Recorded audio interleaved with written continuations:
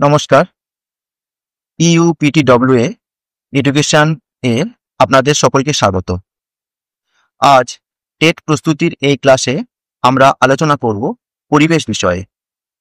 পরিবেশ বিষয়টিতে যেহেতু তেমন জটিলতা নেই, তাই এটিকে আমরা স্কোরিং সাবজেক্ট হিসাবেই দেখব এবং চেষ্টা থাকবে এখান থেকে 30-এর মধ্যে 30 পাওয়ার। এই স্ট্র্যাটেজিকে সফল করতে আমরা সিদ্ধান্ত নিয়েছি প্রথম পর্যায়ে তৃতীয় শ্রেণী থেকে অষ্টম শ্রেণী পর্যন্ত পুরো সিলেবাসের বিষয়বস্তুকে আমরা পর্যালোচনা করব এবং দ্বিতীয় পর্যায়ে প্রিসাইজলি টেট কেন্দ্রিক আলোচনা করব। তো আজকের এই ক্লাসে দেখে নেওয়া যাক তৃতীয় শ্রেণীর পরিবেশের সিলেবাসে ঠিক কোন কোন বিষয়গুলি নিয়ে আলোচনা করা হয়েছে। শিক্ষার হেরফের প্রবন্ধে রবীন্দ্রনাথ ঠাকুর বলেছেন, ছেলে যদি মানুষ করিতেই চাই, তবে ছেলেবেলা হইতেই তাহাকে মানুষ করিতে আরম্ভ করিতে হইবে, নতুবা সে ছেলেই থাকিবে, মানুষ হইবে না। শিশুকাল হইতেই কেবল স্মরণ শক্তির উপর সমস্ত ভর না দিয়া সঙ্গে সঙ্গে যথা পরিমাণে চিন্তাশক্তি ও কল্পনা শক্তির স্বাধীন পরিচালনার অবসর দিতে হইবে। বর্তমানে আমাদের যে আলোচ্য বিষয়, আমাদের পরিবেশ বইটিতে রবীন্দ্রনাথ ঠাকুরের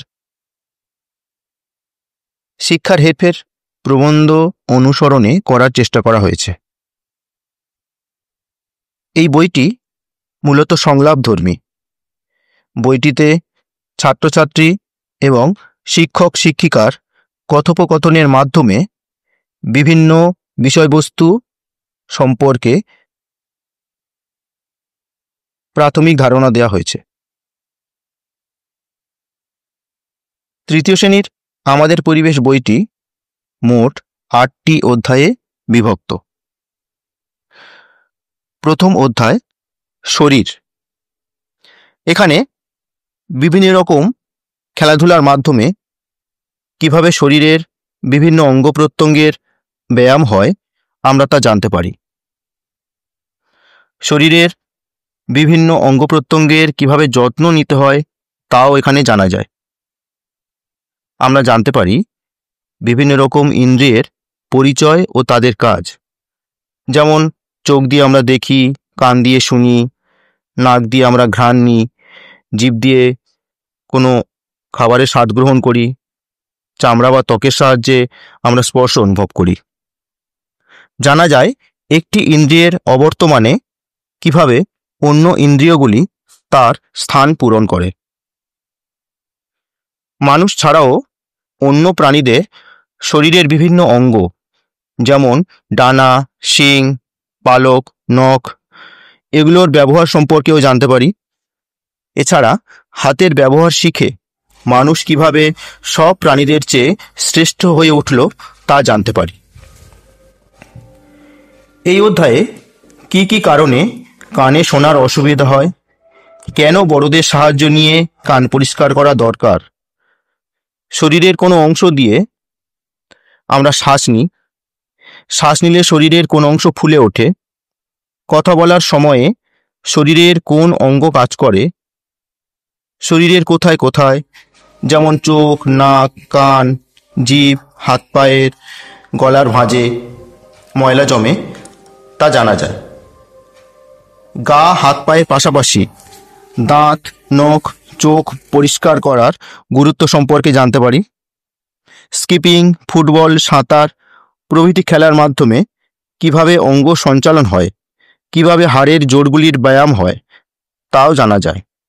আমরা জানতে পারি মানুষের সাথে শারীরিক মিল রয়েছে এমন প্রাণীদের সম্পর্কে। এছাড়া হাত থাকার সুবিধার কারণে কিভাবে মানুষ অন্যদের চেয়ে এগিয়ে গেল তাও জানা যায়। আমাদের পরিবেশ বইতে দ্বিতীয় অধ্যায় হলো খাদ্য। এই অধ্যায়ে আমরা টক, ঝাল, মিষ্টি, নোনতা ও তেতো এই 5 রকম স্বাদ এবং প্রতিটি স্বাদের খাবার সম্পর্কে জানতে পারি। আমাদের চারপাশে আমরা যেসব শাক দেখতে পাই, যেমন বেলে শাক, ব্রাহ্মী শাক, ঢেঁকি শাক, হিঞ্চে শাক, তাদের বিভিন্ন উপকারিতা সম্পর্কে জানা যায়। কিভাবে খাবার নষ্ট হয়ে যায় তাও জানতে পারি। আমরা জানতে পারি বিভিন্ন শাকসবজি সম্পর্কে, কোন কোন পাতা, কাণ্ড, কুঁড়ি, ফুল, ফল, বীজকে আমরা সবজি হিসাবে ব্যবহার করি। বিভিন্ন সবজি খাওয়ার উপযোগিতা, যেমন ব্রাহ্মী বুদ্ধি বাড়ায়, নিমপাতা খোসপাঁচড়া ভালো করে, কাঁচকলা মোচা রক্তাল্পতা সারায়, পেঁপে হজমে সাহায্য করে, বিট গাজর গুরুতর রোগ প্রতিরোধ করে, সে সম্পর্কেও জানা যায়। ফল খেলে যে সহজে হজম হয়, রোগ প্রতিরোধ হয়, শরীরে জলের চাহিদা মেটায়, মোটা হওয়ার সম্ভাবনাকে কমিয়ে দেয়, তাও জানা যায়। এই অধ্যায় থেকে আমরা জানতে পারি বিভিন্ন বিষাক্ত ফল, যেমন ধুতুরা, কলকে, আকন্দ ও তার ক্ষতি সম্পর্কে। উদ্ভিজ্জ খাবারের পাশাপাশি বিভিন্ন প্রাণীজ খাবার, যেমন মাছ, মাংস, ডিম, দুধ, মধু প্রভৃতি সম্পর্কেও আমরা জানতে পারি। বিভিন্ন প্যাকেটজাত ভাজা খাবার, সেগুলি কেনার সময় কি কি সতর্কতা নেওয়া দরকার, যেমন তৈরির তারিখ ও কতদিন পর্যন্ত ভালো থাকে, তাও জানা যায়। রান্না করতে ব্যবহৃত উনুন, আগুন এবং আগুন জ্বালানোর বিভিন্ন পদ্ধতিও এখানে উল্লেখিত।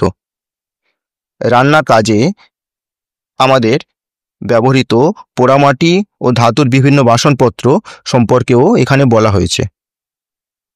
সময়ের সাথে সাথে কিভাবে বিভিন্ন খাবার, যেমন আম, গরম মশলা, গোলমরিচ আমাদের দেশ হতে অন্য দেশে, এবং আলু, টমেটো, লঙ্কা, আনারস প্রভৃতি অন্য দেশ থেকে কিভাবে আমাদের দেশে পাড়ি দিয়ে ছড়িয়ে পড়ল, তাও এই অধ্যায় থেকে জানা যায়।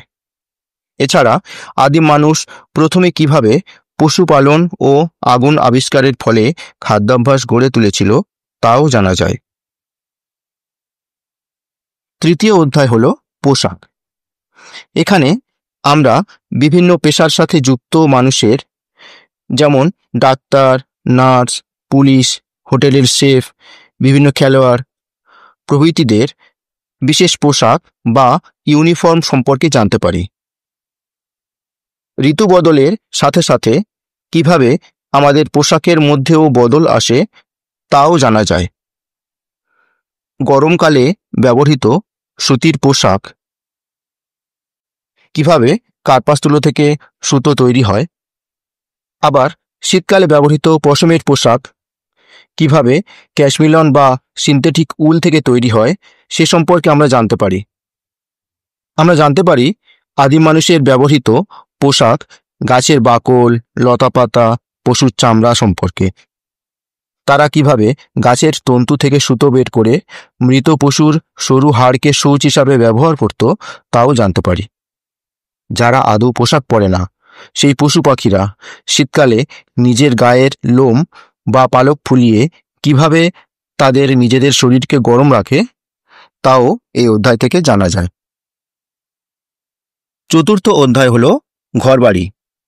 এই অধ্যায়ে বিভিন্ন প্রাকৃতিক পরিবেশে গড়ে ওঠা ঘরবাড়ি সম্পর্কে আমরা জানতে পারি।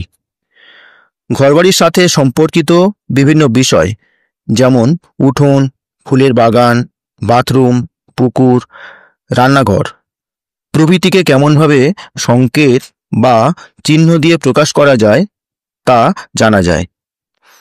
এর সাথে সাথে ভূপৃষ্ঠের উপর অবস্থিত কোনো স্থানের ম্যাপ বা মানচিত্র আঁকার পদ্ধতিরও প্রাথমিক ধারণা দেওয়া হয়েছে এখানে।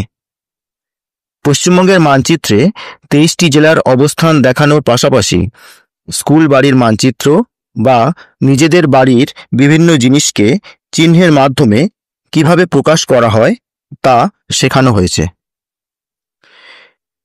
এই অধ্যায়ে কাঁচা বাড়ি তৈরির বিভিন্ন কাঁচামাল, যেমন মাটি, বাঁশ, কঞ্চি, খড়, দরমা প্রভৃতি, ও পাকা বাড়ি তৈরির বিভিন্ন কাঁচামাল, যেমন ইট, বালি, সিমেন্ট, জল, পাথরকুচি, লোহা, অ্যাসবেস্টস প্রভৃতি সম্পর্কে বলা হয়েছে।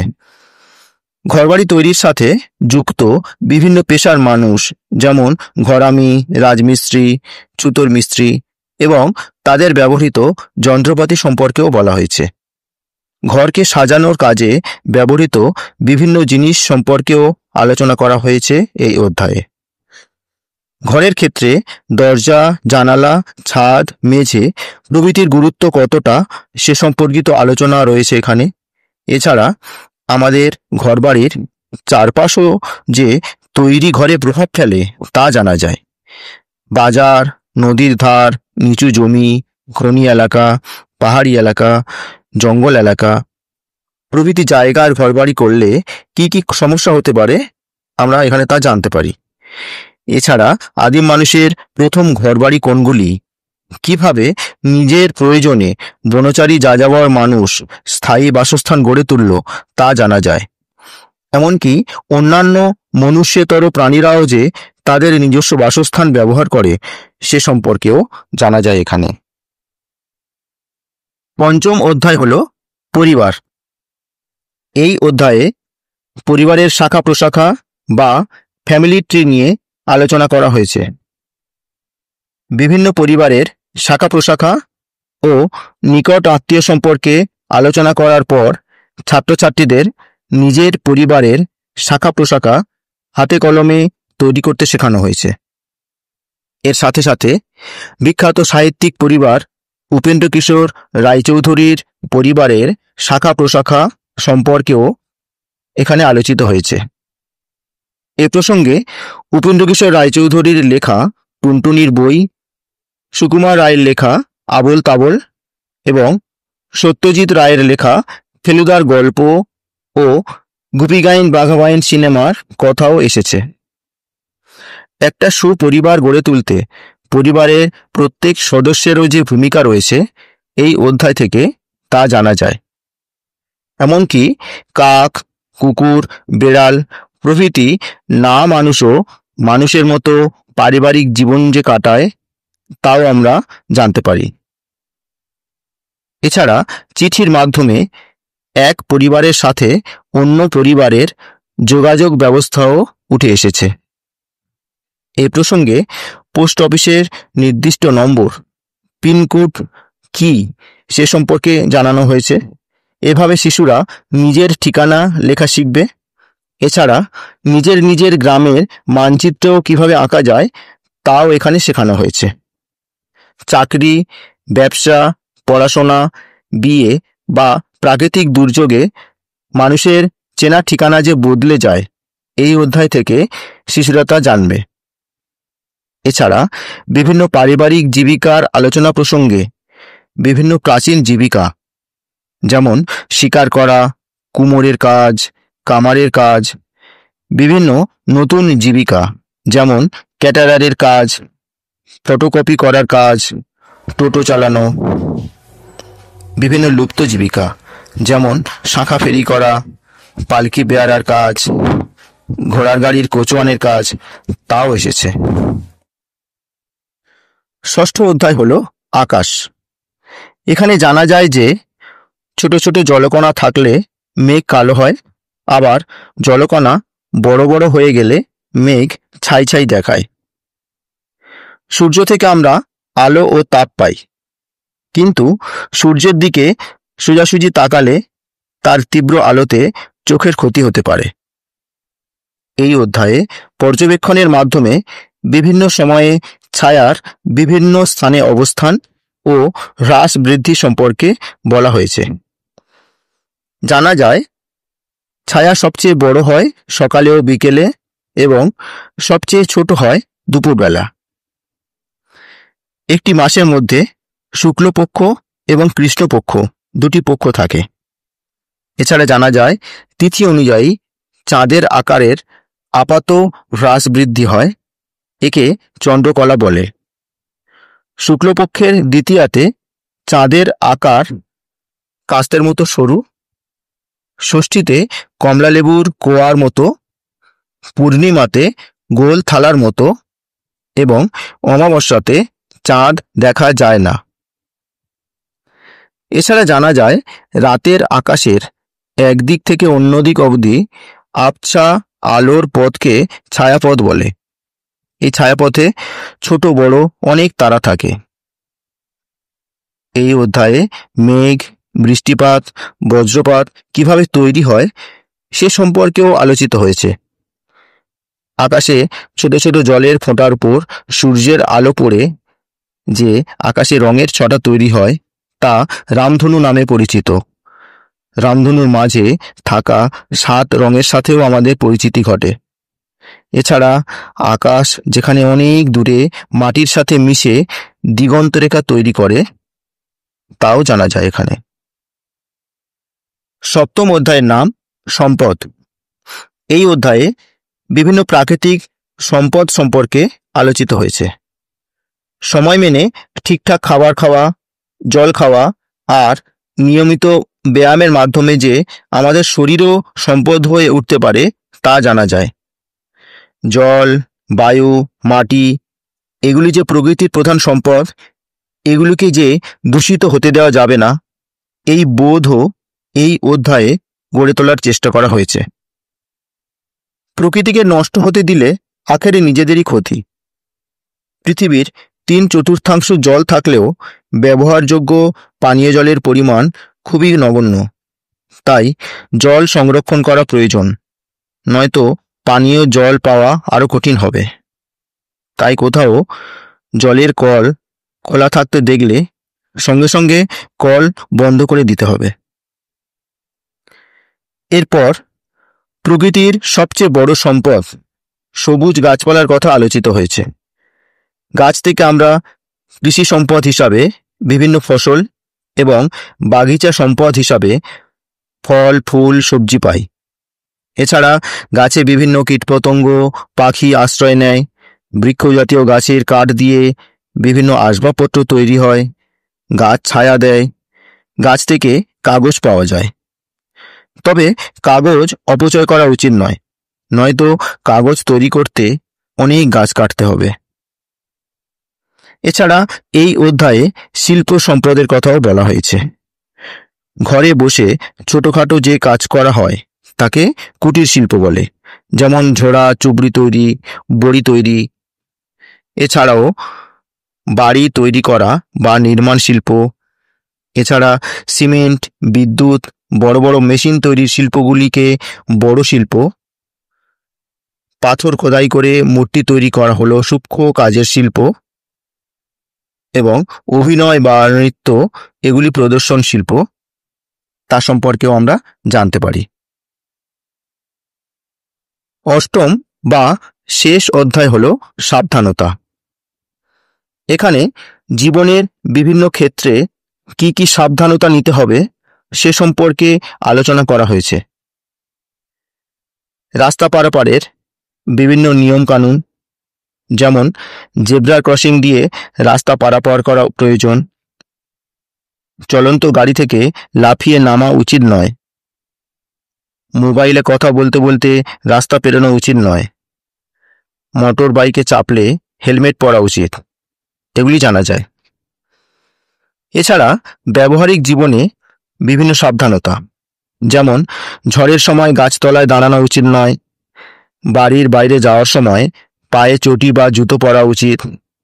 ভিজে জামা কাপড়ে থাকা উচিত নয়। সাঁতার না জানলে জল থেকে সাবধান থাকা উচিত। এছাড়া ব্লেড, কোদাল, ইলেকট্রিক সুইচ, গরম জলের পাত্র, দরজা জানালার পাল্লা থেকে কিভাবে সাবধানতা নিতে হবে তাও এখানে বলা হয়েছে।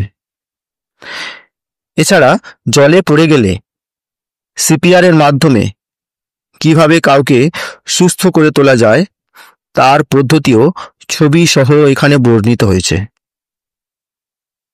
সবশেষে বলা যায়, দলবদ্ধভাবে আনন্দের সঙ্গে সকলে শেখার উপরে এবং পর্যবেক্ষণের মাধ্যমে শেখাকে এই বইতে বিশেষ গুরুত্ব দেওয়া হয়েছে।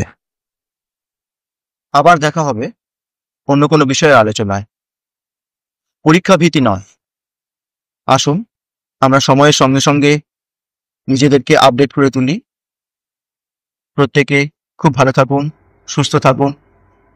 প্রত্যেককে শুভ দীপাবলি।